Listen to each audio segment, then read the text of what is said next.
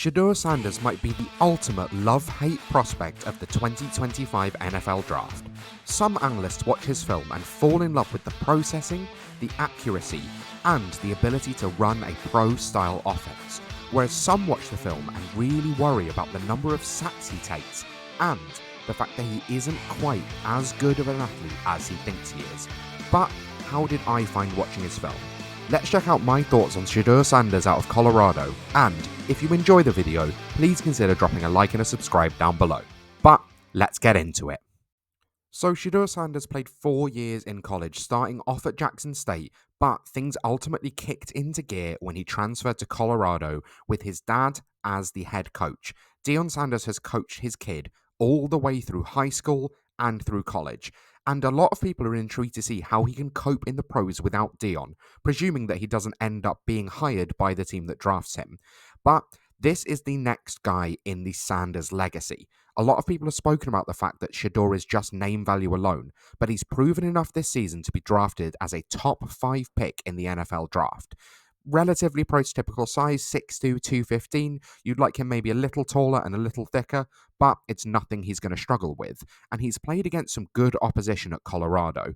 So there's a lot to like about the history of Shedeur Sanders, but let's have a look at some of the strengths of his game. When you watch Shedeur Sanders' film, you see a pro-ready quarterback, and that comes from a few different facets of his game. First of all, I think he's incredibly composed within the pocket. He's not someone that tends to feel pressure coming to him and make that struggle with his reads, but that can be a weakness of his game, and if you've watched Shedeur and the amount of sacks he took in 2024 alone, you'll know what's coming up in the weaknesses section. I also think he's incredibly accurate, especially when he's throwing from a good base. When he has his feet set, and that even involves sometimes on rollouts, he's very good at finding a way to set his base and then complete. I think he has the ability to find a pin on the field, and that translates the ability to throw with timing. He's really good at finding a window with the quick release to throw to a player who's about to become open, rather than some college quarterbacks who wait to see a player be open and then throw it to them. And I think this translates as well with an NFL-ready ability to process through his reads. Now, it's not going to be as complicated as some NFL offenses, but I loved what I saw from Shedeur on film and the ability to actually read 1, 2, 3, and then find the correct read that's open.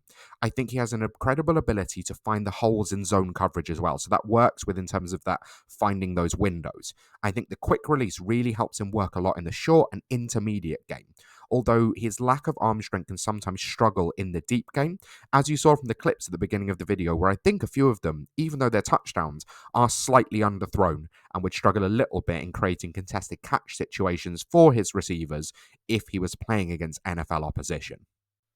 Shedeur Sanders took 41 sacks in 2024, which is the joint most of any player in college football. That comes down to a few different reasons, but I think it's the main issue with his game. First of all, I think he's overconfident in his ability as a playmaker. So I think sometimes he takes a sack when he should just be throwing the ball away. He needs to be more okay with taking the easy route and taking what's there, or if there's nothing, throwing the ball away and trying again the next down.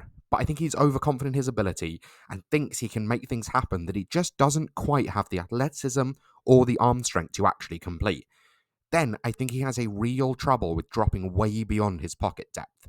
In the NFL, this is going to get you killed. He runs straight into edge rushers by just dropping way beyond how the route is actually, or how the play is actually supposed to play out. And it means that depth allows the edge rusher to get an easier run in. Tackles in the NFL block to a certain point, and if Sanders is further back than that, he's going to get hit a significant amount, and this is really going to cause troubles in his game. Then, as I've touched upon already, I think he has overconfidence in what actually is above is average arm talent. So I think he has decent arm talent, but the main thing from him comes from the accuracy, the processing, and the ability to play when he has good footwork. But because he's not quite the athlete or playmaker that he thinks he is, this can cause him way more troubles. If Shedeur Sanders is going to succeed in the NFL, he needs a head coach and offensive coordinator that can make him aware of the deficiencies of his game. If he keeps trying to play as if he's Patrick Mahomes, he's going to take way too many sacks, throw way too many picks, and ultimately not be the quarterback that we know he can be. In terms of my playstyle comparison, I was caught between two players here. I've ultimately gone for Geno Smith in terms of someone that I think is accurate and relatively athletic, but needs to play to the strengths of their game instead of sometimes being seen to play to the deficiencies of them. In terms of projected draft value, I think he goes top 5.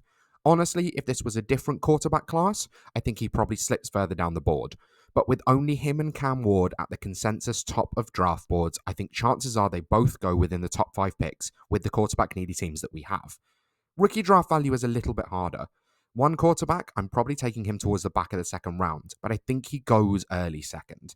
Without the above average athleticism and that rushing baseline, this isn't a quarterback we really want to roster in one quarterback leagues because the upside really isn't there. Then, Superflex leagues, I've no idea. He could go at the 101, he could go towards the 106. It depends on how you rank the wide receivers and running backs in this class, or whether positional value just makes you take that starting quarterback way too early in a rookie draft. Thank you so much for watching. Please consider liking and subscribing to see the rest of the rookie profiles that I have on this channel. Let me know your thoughts down below on Shedeur Sanders and whether he's your top quarterback in this draft class. I hope you enjoyed the Super Bowl. I hope you're excited for draft season, and I will see you next time.